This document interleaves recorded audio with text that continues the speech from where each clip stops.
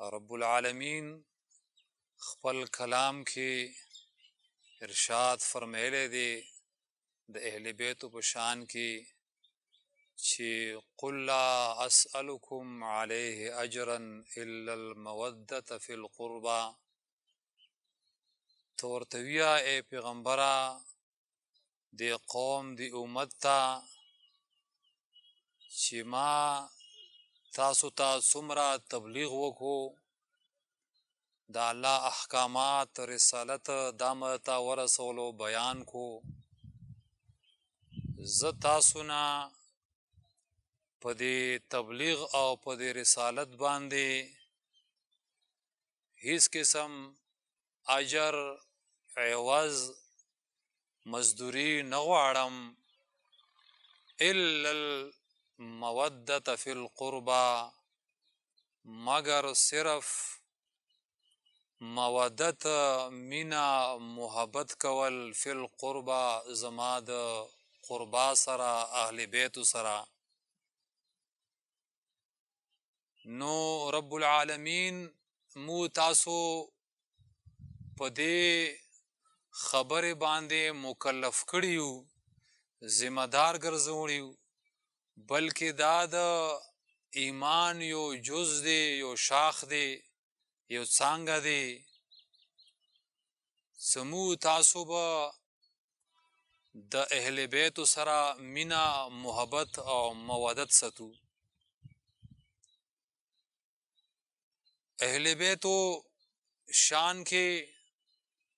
نبی پاک صلی الله علیه و آله وسلم ډیر احادیث بیان کړي دي او مختلفو کتبو هغه احادیث رخصتی دي نبی پاک صلی الله علیه و آله وسلم ایوی موقع کې فرمایي چې ادبوا اولادکم علی 3 خصال تاسو خپلو بچیانو اولاد ته د 3 شیانو خوی خصلت ادب درس وخیو خپل اولاد ته د 3 شیانو ادب خوی خصلت وخیو اول حب نبیکم د خپل پیغمبر صلی الله علیه و آله وسلم محبت ورته ورزدا کو وخیو ورته چې د مو تاسو اولاد دا د خپل پیغمبر سره انتهایی درجه کې مینا محبت کی د پیغمبر سره مینا محبت کول دا لوی عبادت ته لوی سرمایه دی او په دې خبر باندې مو تاسو رب العالمین مکلف ذمہ دار ګرځولیو بل ځکه فرمایي چې تاسو اوره پوره صحیح طریقې سره پورا مؤمن مسلمان نشي جوړی دی نبی پاک فرمایي چې څوره پوره عزت تاسو ته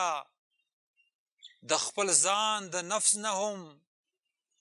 او د خپل اولاد نه هم او د مال او د ثبت دنیا نه زیات محبوب جوړ نشم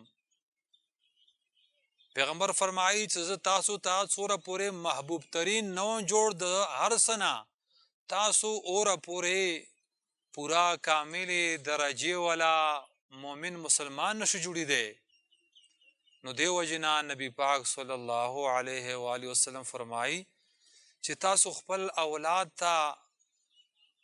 د خپل پیغمبر والا محبت وخیو د خپل پیغمبر محبت سره آشنا کو دویم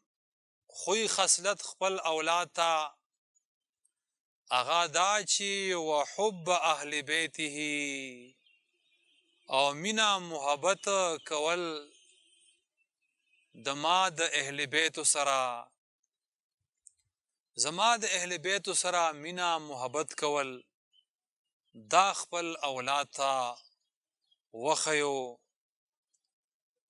مو تاسو په دې خبرو مکلف یو ذمہ دار یو چې مو تاسو به د نبی پاک صلی الله علیه و وسلم د اهل بیت سره انتهایی درجه کې مینا محبت کو. د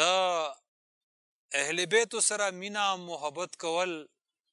دا په حقیقت کې د نبی پاک صلی الله علیه و وسلم سره مینا محبت کول دي، د هغه زړه خوشالول دي. او د نبی پاک سره مینا محبت کول دا د عین الله سره مینا دی، او دا لوی عبادت دی، لوی سرمایه دی چې کم مومن مسلمان او د کم مومن مسلمان بچیانو ته په نصیب شو. نو درې شیانو خو او خصلت خپل اولاد ته خو. اول پیغمبر سره مینا محبت، دویم د اهل بیت سره مینا محبت کول دا اولاد ته ورزدا کو وخیو، دریم وقراءة القرآن خپل اولاد اشنا کو